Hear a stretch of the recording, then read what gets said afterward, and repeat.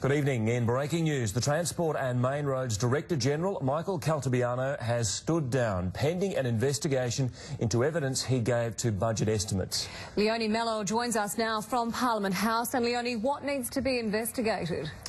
Well, Georgie, the powerful Ethics Committee will investigate whether he misled Parliament. Now, this relates to evidence he gave to the budget estimates last week regarding the employment of a senior public servant we now know as Ben Gomez, who happens to be the Arts Minister Ros Bates' son. Now, he was asked during this hearing whether he knew any of the newly employed public servants, of which Mr Gomez was one. He replied that no, he didn't know any of them professionally, but he did know one, being Mr Gomez personally. Now, since that time, there have been media reports showing that Mr Caltabiano was listed on a website and had business cards as working for the lobbying firm Entrevu. Now, Mr Gomez was also one of those lobbyists, which would seem to contradict the statements that he gave to estimates that they did not work together. Now, of course, it's a very serious charge that he faces.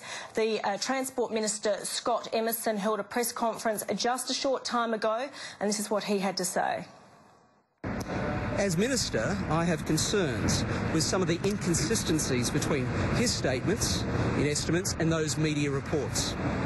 That's why, with the full support of the Premier, I've written to the Speaker of the Parliament to request she refer the matter to the Ethics Committee for investigation.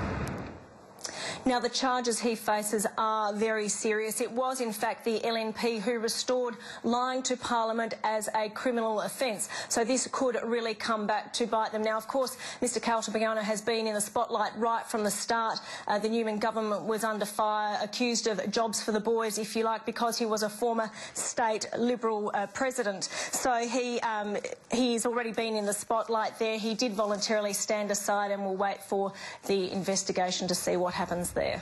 Thank you, Leonie Mello at State Parliament.